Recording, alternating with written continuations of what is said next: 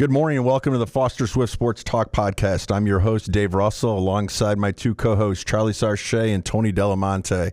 Today, we're pleased to be joined by Cheyne Lacanaria. Cheyne is the current offensive coordinator and quarterbacks coach for East Kentwood Falcons football. That coaching staff has turned that program into a powerhouse, not just on the west side, but in the state of Michigan. Cheyne has previous college coaching stops that include Saginaw Valley State, Lawrence Tech, University of Minnesota, and Wayne State University. Cheyne played quarterback and receiver at Ohio Wesleyan University and served as a team captain. He was he went to Brother Rice along with our own Tony Delamonte. They won back-to-back state championships in 2011 and 2012, and he quarterbacked that team. And he is the founder of Precision FBA Academy, which is known throughout Michigan and recruiting circles for quarterback development and helping athletes. And I believe he's actually mentoring now Michigan State quarterback Cade Kaufman. So, right. Cheyne, thanks so much for joining us today. It's my pleasure. I'm excited to be here and to see Tony. It's been a while. It's been a minute. It's been great. You know, that's mainly our questions are going to be about Tony because he doesn't tell us anything about his my first question was, how did Tony Delamonte influence who you were as a player and how you are as a coach today? Huge influence. That's actually so great because we were in the same lifting rack and everything. I think really we were probably one of the first people I met and then like became friends with. And we're kind of cut from the same cloth. We didn't really say a whole lot, but just loved to work really hard. And that's awesome. I think we were like two peas in a pod, really. Yeah, Cheyne would always lift a lot heavier than he looked like he could, and it was always very, very impressive. I'm like, dang, I think he's out squatting me right now. Tony definitely pushed me a lot. And I was so funny. I was driving up and I was thinking about how I remember he was going through a lot of knee pain, but like would never sit out of a lift. And I just, it was really good to have somebody that was like-minded there really for every year that I was there and to just push each other and experience all the funs, the highs and the lows together. Yeah. And when you were there, you were a real powerhouse. I mean, 2 back-to-back state championships, that's not easy to do. No, and I think guys like Cheyne sort of set the tone pretty early on. And I think we had a group that never missed any summer workouts. And it was a very sort of like player-driven, like player-led team. And obviously, he's very good at quarterback, too. So, yeah. Well, you're a legendary coach there, too, right? Yep. Had Al Fracassa there. Yeah, and I remember Cheyne coming in at one of the early camps at either freshman or maybe it was 8th grade, and I'm like, who is this kid spinning the ball like better than anyone? I mean, like the throwing motion, like just the zip to the ball, everyone was like, oh, okay, he's got it.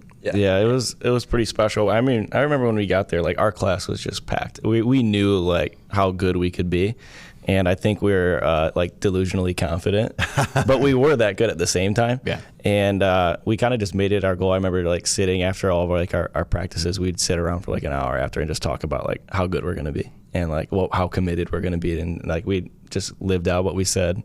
That's awesome. What we spoke into. Well, you guys both ended up playing at the college level. Like, what was your recruiting process like? It was pretty slow and hard for me. We tried, like, I felt like I had like a lot of success, obviously, and Tony could.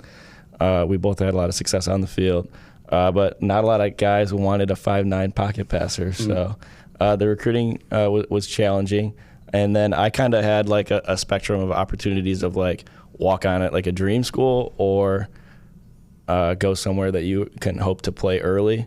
Or go somewhere in between where it's like an NAI, like a scholarship to hopefully play still early. And so like I ended up going to a D3 school and made it my goal to play young and play and then just hang up the cleats and get a good degree. So it was like a high academic and then play early was like one of the things that I kind of chased after. Yeah, you came up in the VHS era where you had to like send a big tape out to send the your coaches, VHS right? tape to Ellen. We had Huddle, Dave. Yeah, a little bit of Huddle. Early days of Huddle, but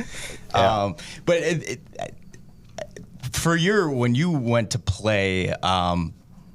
I was looking at your stats this morning, and I had forgotten that you sort of alternated between quarterback and then ended up as receiver towards the tail end of your college career. How did that sort of transition go, and what was that process like? It's funny because quarterback is a non-negotiable for me when in the recruiting process, where like if I like look back on it and like more hindsight 2020, probably if like I knew I wasn't going to go play in the NFL, so, and I knew I wanted to coach, so it would have been in my best interest to go probably to like an Ivy League school as a corner, which I had multiple opportunities to do that, but I was just really closed-minded about it, or go at a place like West Virginia or Michigan State, walk on, and then make it a really easy transition to go be a student assistant after, and that probably would have been what was best for my career.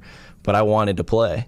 Yep. Now, the way that God had my back was making the switch from quarterback to receiver, because what it gave me was another position that I could coach from experience for. So, like, I think, like, my first coaching job out of playing was at Wayne State University, and I could coach those tight ends from a route running standpoint.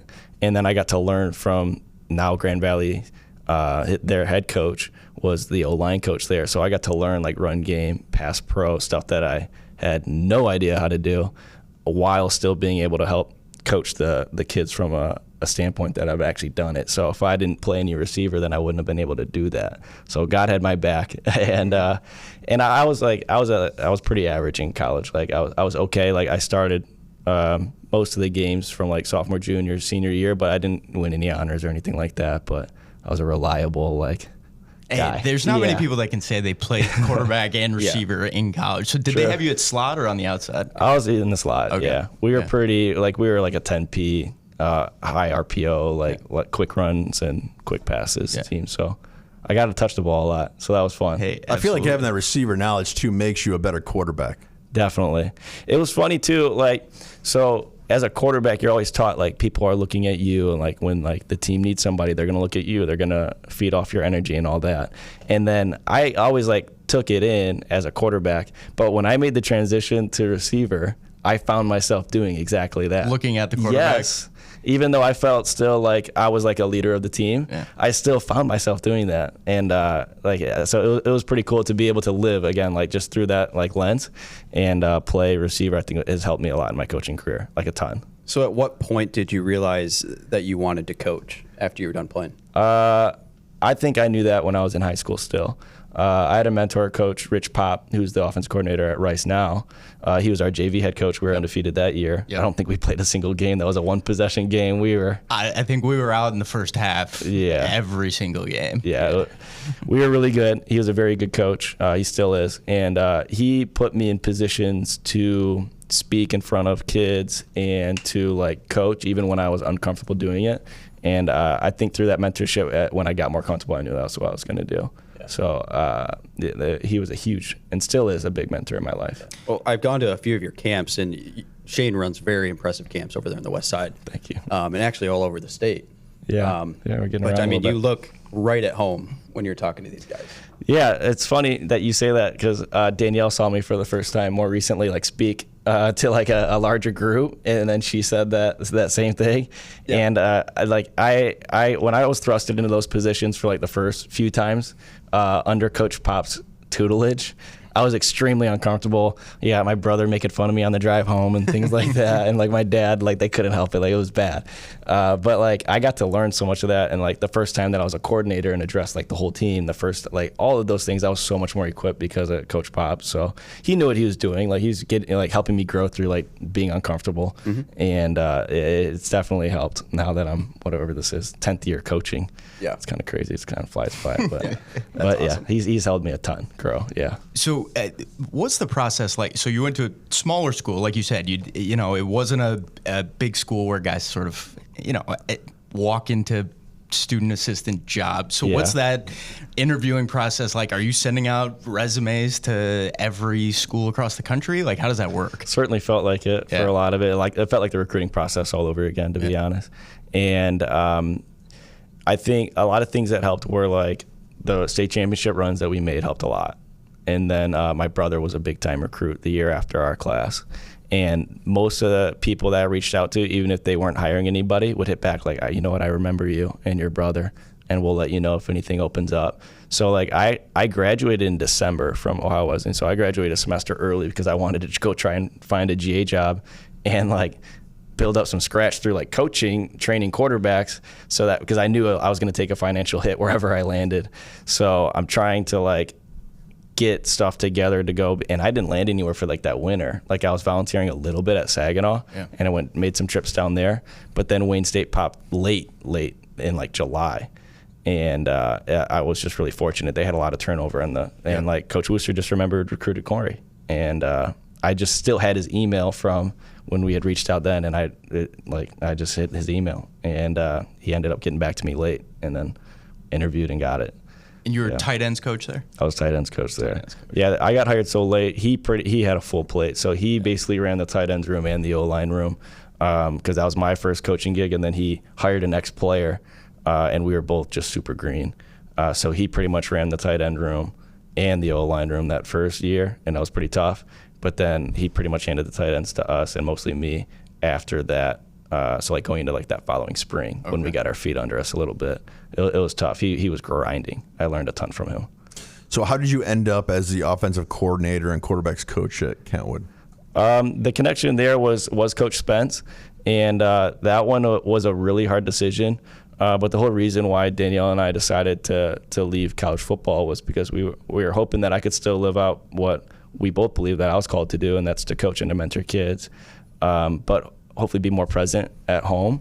We are trying to build our family and grow our family here. So when we started talking about kids more seriously, it was kind of an eye-opening experience. So I ended up at Servite for that year, and really those last two decisions were what is going to allow us to be in a position that Danielle can raise our kids. So even though we had crazy amount of success and I loved Servite so much, it really was nothing to do with the football piece, and it was just about like which one is going to allow us to have Danielle raise our kids, because that's our goal, and it's pretty hard to do that in California with no help. So that was really what brought us to East Kentwood. So then kind of took a flyer with Coach Spence because I didn't really know him personally.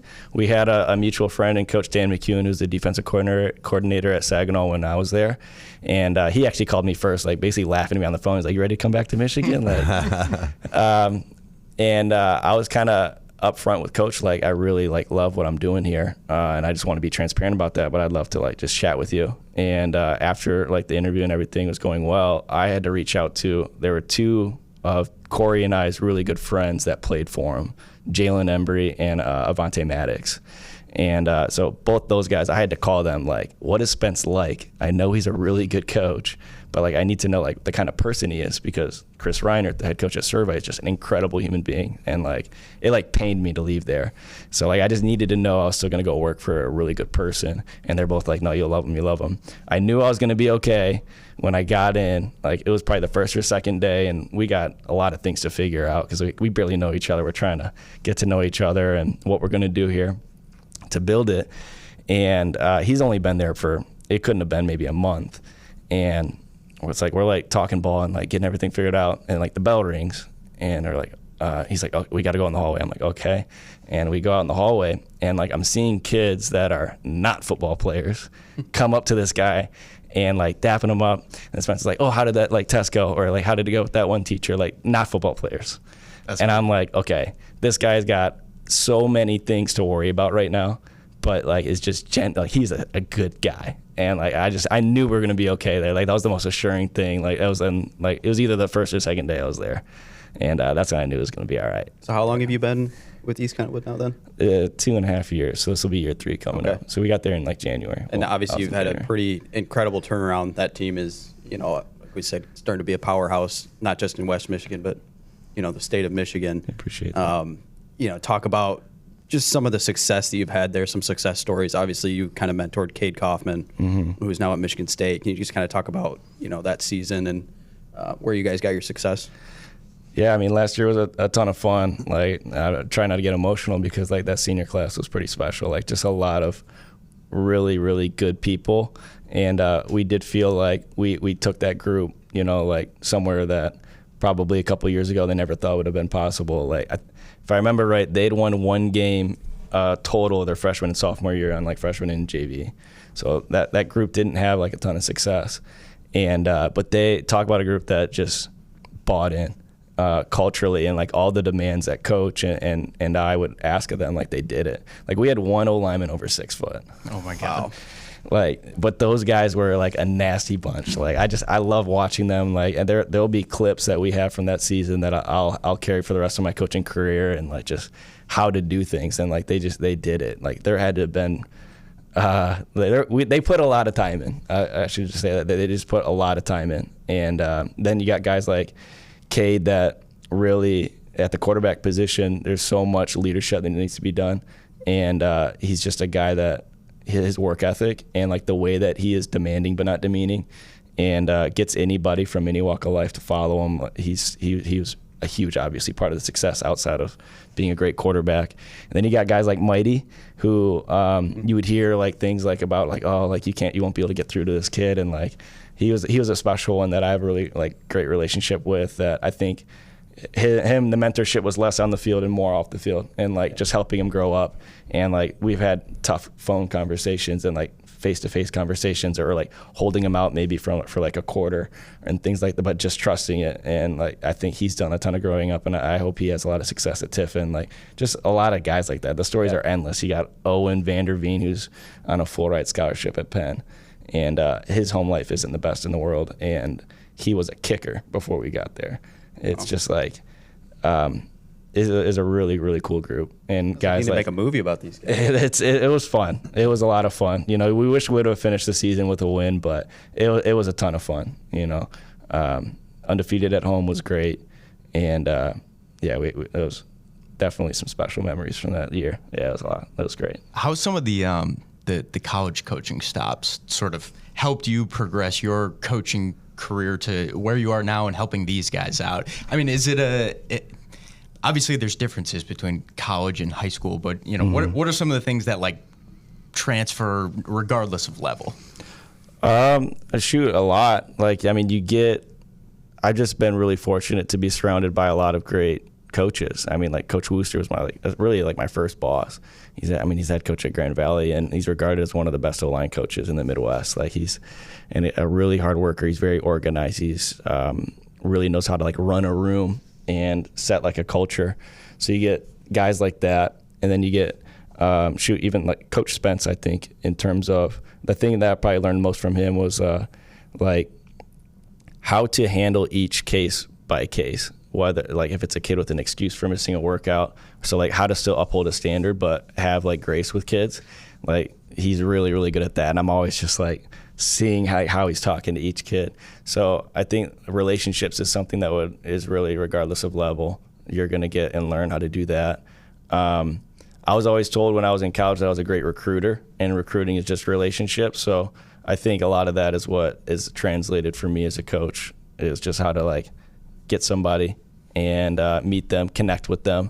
And I think really that's a skill that I developed from my dad, because he's had a lot of success in his field of work. So I always wanted to be like him. Like he could make anybody laugh, and I always loved that about him. And so I think I've learned that through like the college stops, and then like through my dad, just like the relationship piece for sure. And I think Coach Fracassa did a really good job about that, where like, you know, it sort of legendary coach, but like more than anything, like when you would see him, you'd feel like he really cared about you, and that made you want to take that extra mile. So it sounds like you've continued to surround yourself with people like that. Oh yeah, for sure. Like Fracassa was another one that unwavering with like the standards of the culture, but you'd never question if he loved you or not. Yeah. So as the offensive coordinator, are you also taking a role? And, you know, you obviously have a group that's looking at getting recruited. Are you taking an active role in that? Oh, absolutely. Like I'm really fortunate. Like, so like Coach and I are both extremely involved in that. I couldn't help myself even if I didn't have the time. Like I don't have the time, but like the kids' future, like that's why you do it. It's a big part of it. Like that's what a lot of the kids, why they play the game is to try and play at the next level. So we are extremely invested in their recruiting, and we don't really leave any stones unturned, and we put a lot of effort into it. Coach and I, yeah. And it just keeps getting tougher, I feel like, for high school kids coming out, you know, with the transfer portal and NIL, which, I mean, obviously is a good thing on one side of the coin, but on the other side, it's tougher to be a senior coming out right now. It is. Like everyone will tell you, just what used to be a MAC player a lot of the time, and now is probably like a high level D2 player. And like I think I saw there were like 32 FBS, or maybe I don't want to get it wrong. So yeah, don't quote me on it, but I think it was 32 Power 4, 27 quarterbacks taken. So class of 27. There's only 32 in the country, and I think there's about double that Power 4 school-wise. Mm-hmm. So it's just very hard because a lot of them just are like, well, we'll just wait. We'll go watch him prove it at like a Group of 5 school, and if he's the real deal, we'll get him on the second time around. And a lot of programs look at it that way. Like, why bet on an 18-year-old and pay him in the meantime while he develops? He can develop somewhere else, and we'll grab him later. So it's challenging. You really got to be like a bona fide, like, this is the future of our program guy, almost regardless of position, to make it at that level. It's super challenging. How soon are you having those conversations with either the student athletes or the parents? Oh, it's all off season long, really. Like, we kind of circle back to it all the time, because it's easy to make those points and then point back to the program, because the two really go together. Like, success as a high school program garners more eyes helps recruiting, and then now you guys will serve as a reflection of the program, and then when this guy has success, it's going to help bring more and more traffic. So like, it's easy to talk about it if someone's acting up and they're not putting in the effort, or their discipline isn't where it needs to be. You can always point it back to like the recruiting process. Like one way that we'll talk about it is like, no one is worth lying to a college coach for. So when they call and they ask about you, we're going to tell you what our experience is with you. Like, no one's worth losing a relationship with a coach over. Yeah. We can't wait to brag about you, but we're not going to lie for you.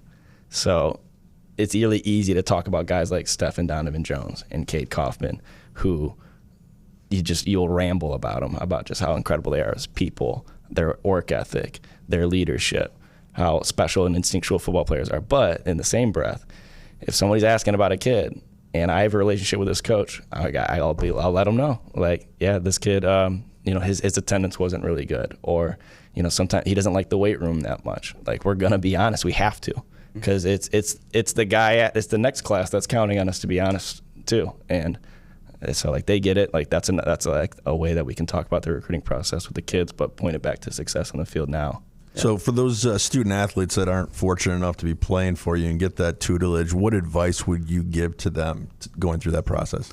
That's a good question. I think control the controllables and accept that you can't control everything. I think if there's one thing that football taught me, it's that there are things both in and out of your control, and the ones that are out of your control you can't stress out about. It's only going to bring you down. But the things that are in control, you need to obsess over that. And if there's 10% fault that you can take in the lack of success of the play, then you need to obsess over that 10% instead of throwing your hands up about the 90%. So I would just say that, like, just pour in effort and like find areas that you can improve in, and then leave it in God's hands. Yeah. I want to ask you, when did you start training to be a quarterback? Because I know that was pretty early for you, but I don't know if I know that answer. And then I guess second part of the question is, if someone is a little kid looking to be a quarterback, when do you recommend they start picking up a ball and going to camps, those sort of things? Yeah. I think I was 11 when I had a quarterback training coach, because I know I started playing football at 9. So I think it would have been around the second year that I started working with Coach Kopacia, who I think still trains quarterbacks. He was my first quarterback coach. I think skill training, like what I do, it can be done at a young age, but it's definitely contingent on a kid's focus and like their desire. Like you have to be transparent about it, and I don't think that hyper focusing early on is like super good. But if you want to mix some of that in and address some of like the fundamentals early on, I think that's good. But then still go play like these other sports, because all those skills and like what you're asking your body to do is gonna like lend itself to whatever you end up doing anyway.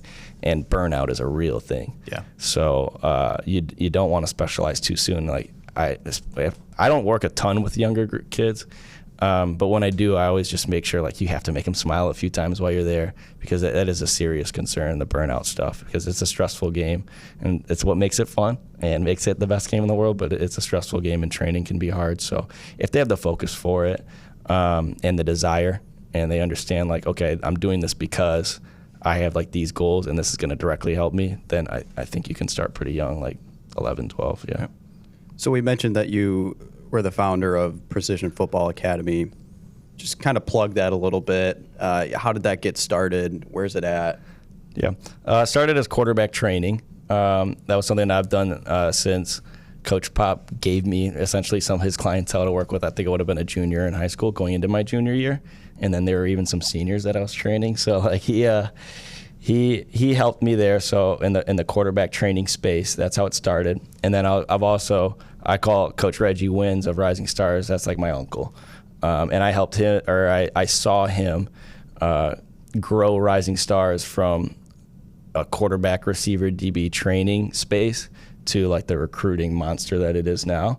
And I think that's kind of where the Precision Football Academy is starting to head, where we're collaborating more and more with receivers, and then now a couple times with defensive backs as well.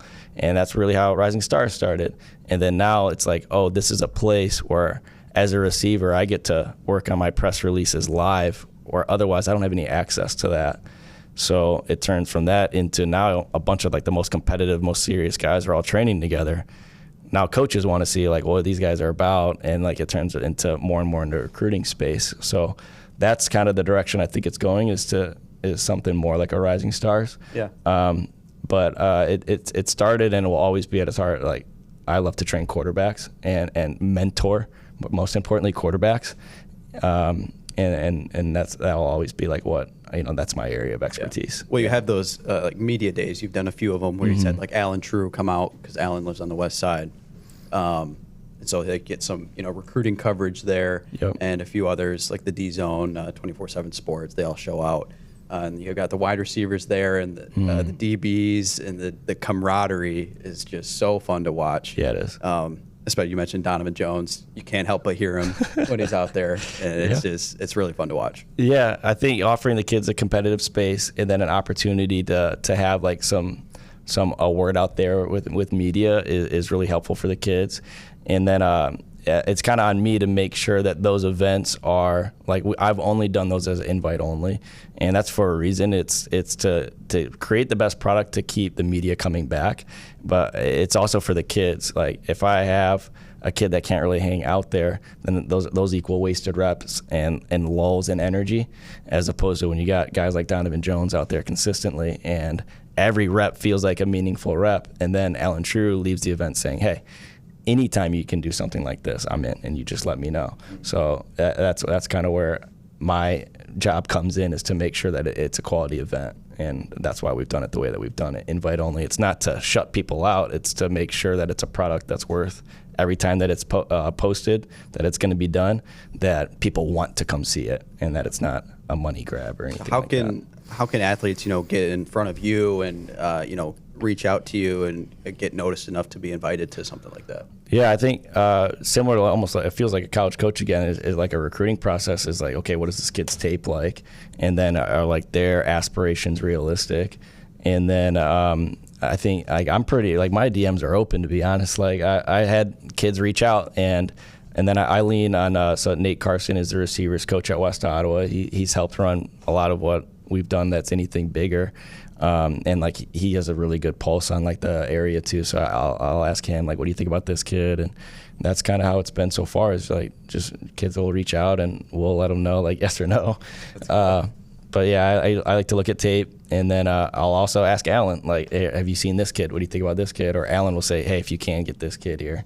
So that's how it's been so far. Yeah. Nice. Yeah. So how many kids? Sorry, Tony. I was going to ask the same question. How many kids are you having out at one time? There were around 45 kids, I think, at the Muskegon one, and then right around the same ballpark at the one that we hosted at East Kentwood. Yep. Yeah.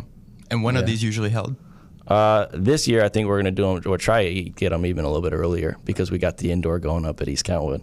120 yards. So Wow. that's going to be a big-time facility. I think just access to something like that on the west side and being able to do that outside of just 7-on-7, I think is going to be really valuable, where it's focused more on training as opposed to getting ready for 7-on-7 tournaments. Nothing against 7-on-7 tournaments. I think that's great too. But we'll probably we'll shoot for something like closer to monthly or bi-monthly. And just try to touch base, like, okay, after the season, who are the up-and-coming guys? What do they look like? And then touch base again around March is where we had our first one last year. So hopefully that could be around like the second one. And then again, probably right before like camp season hits as like a way to like prep and one last buzz. Where are these guys now that it's been 4 or 5 months into off season? And presumably you're seeing some guys that you're going to play against in the fall. Oh, absolutely. Yeah, and we've been pretty like cool and like transparent about that. Like, as long as like their coaches are cool with it, like I've been able to connect with some of the coaches in the OK Red through it, where the running back at Grand Haven was coming off a knee injury, and like he was really pushing to go, and I'm like, I need to talk to your parents and your head coach and like make sure that everything's good here, because I don't want it to, like, what if something were to happen? So I was able to grow a relationship with that head coach and like, hey, we're all on the same page. We want what's best for this kid. Like, where would you be at with him participating, and like, and the mom too. So like, it's been great, especially not being a West Side guy. It's a pretty tight knit community out here on the West Side. I still feel a little bit like an outsider, but I think it's easy to connect with people when they see like that you are leading with your heart and that you genuinely are invested in the kids. So then like the people that I have gotten to know, I feel like I've gone along with most people. But it's pretty tight knit. Like the roots run deep here, and it's definitely unique. It's not like the East Side. It seems like there's so many great opportunities for high school football players now. So my son Bubba takes pictures and does that type of thing. So he was down at the Big House this week. Sammy Ide, who used to be at Lansing Catholic, now is Brother Rice. He was taking pictures down there, and I mean it's such a cool event. They're playing at the Big House. That's the 7-on-7. Yeah, we were at that one. We had to play Rice twice. Ah. Yeah, they look pretty good. They got us quite a few times over this off season. And Did you guys win that? Yeah, we did. We played Brother Rice in the Big House and the championship. Yeah, it's funny. So yeah, I got to see Rich Pop, and then Frankie was there too. I hadn't seen Frankie in quite a while, so I got to catch up with him. You'll always be a Catholic League guy at heart. There's no question. I always make the joke to our guys, like, hey, that's the second best high school in the state right there. Exactly. So is the plan to eventually go down to Southeast Michigan and have some events down there as well? It sounds like the events you've had have been West Side. Yeah, I don't know. I think like that area is pretty well covered between like the Sound Mind, Sound Body, and Rising Stars. A lot of the time that I go to the East Side, it's to help assist at one of those two. So like there was they did back-to-back camps, so it would have been like May 31st and then June 1st. They both had massive mega camps, and I helped coach at both of those. So I don't know if there's really a space to do anything like that. I think Saginaw, Lansing, Kalamazoo, the Lakeshore, and Grand Rapids. Those are probably the areas that I want to emphasize. And then even Reggie, when I was at Lawrence Tech, he did one in, was it Muskegon area? It was somewhere out here on the west side. And it was like, that's where he found Cole Cabana. So he's all for it, and he wants to help facilitate and help me out, and he's a great mentor. Like it's all about the kids at the end of the day. So, and he doesn't look at it as, oh, now I can't really do a Rising Stars one out there. He's trying to push me and help. Like, I want you to become like Rising Stars. I'm like, all right, let's get it going. Cool. Like, it's just, when guys are in it for the right reasons, and he's definitely one of them. Yeah. Maybe even too much. Like it's at his own expense. Like he doesn't sleep much, and he's fully invested in these kids. So, yeah. And I know I kind of asked this question earlier, but as to the advice to players, when you talk about these events in different places that they should try to be, or people they should be trying to connect with, like yourself, what's your advice on that? That's a really good question. I do think that it's still best to over communicate with your head coach and seek advice from your head coach, and just find mentors that you do like trust, and then seek knowledge from there. You utilize your network, and because there are a lot of people out there that are like try to get into this space, I think, and it's for you to have discernment and to pray on and to see like, okay, is this somebody that I want to connect with and invest in, like with my time and my relationship? So just find it. Like there's something to good counsel, but you got to go find it and utilize your network to do so. I think it always starts with your head coach, though. Yeah, and I think some people, obviously, the players that are playing for you, I'm confident they're getting good advice. And, we've talked to Coach Sasante, had him on, I mean, guys like that are just passionate. They're going out there for their players and doing all those things. And, I don't know that all head coaches, play that role. Right. Yeah. The head coach's job is to win first and foremost. I think a lot of the time is to develop the person and to win. The recruitment isn't always a big concern of theirs. I think it's a good place to start, and then from there, I'm a big fan of Rising Stars. I think what we're doing at Precision, it's growing, and it's going to become something like that. And I love to help in that space. And then you got Sound Mind, Sound Body too. And I think all of those people have had a lot of success, and their resumes speak for themselves. So I think if you can get it connected at a place like that, it's helpful. I think early on, and I tweeted about this, I think really up until you have meaningful varsity tape, though, your focus should just about solely be on your development. Like if you because even if you go and you get in front of the right people and you ball, it's still going to be like, well, you don't have any tape. So you have to go develop.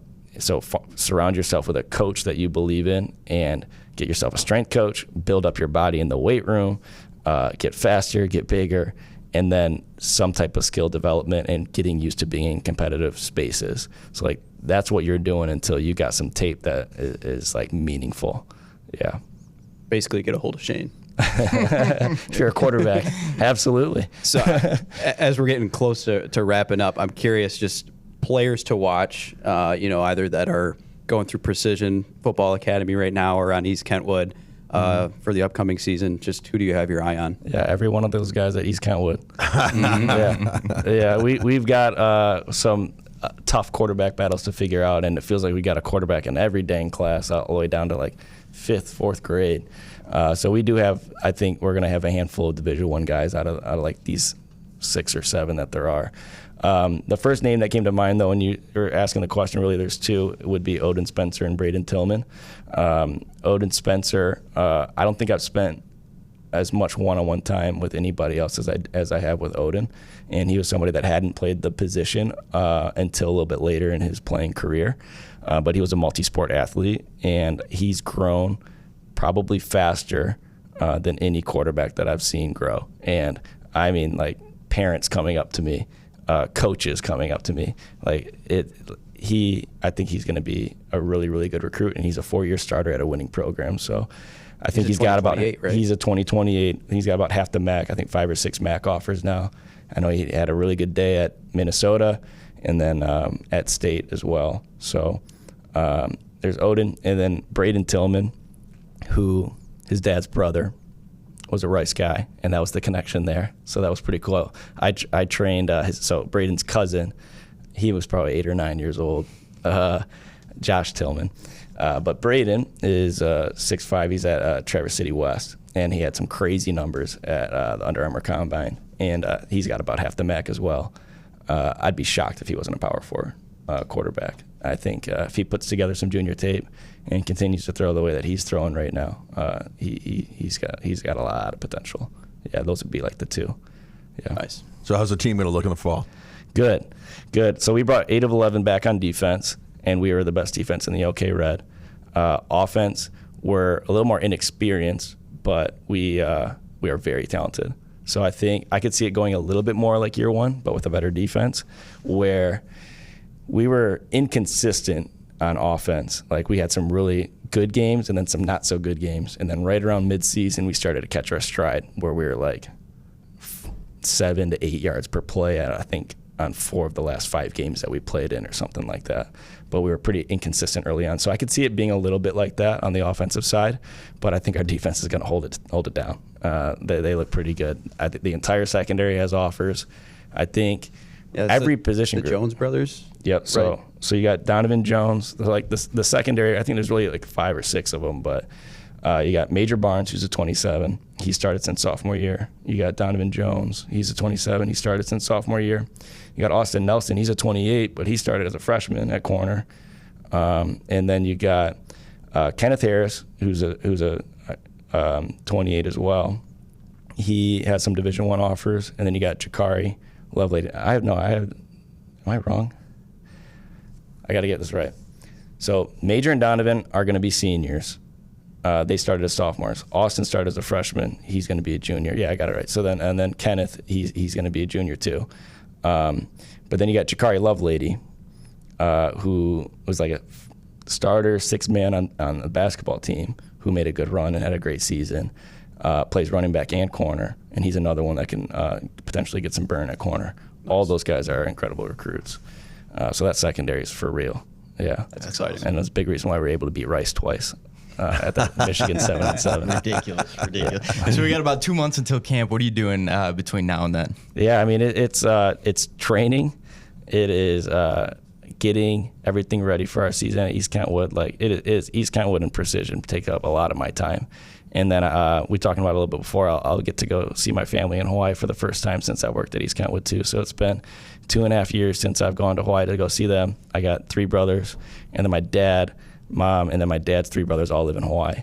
So it'll be the first time that I get to go see them this July. So we're like counting down the days. That's awesome. Yeah, it'll be about 20 days till I go see them. So Shane, if student athletes want to reach out to you, how's the best way to do that? Yeah, my Instagram is Precision FBA. My Twitter is Coach LACA. But like those DMs are both open, and then I have my website precisionfba.com. You can fill out like questionnaire on there and reach me directly.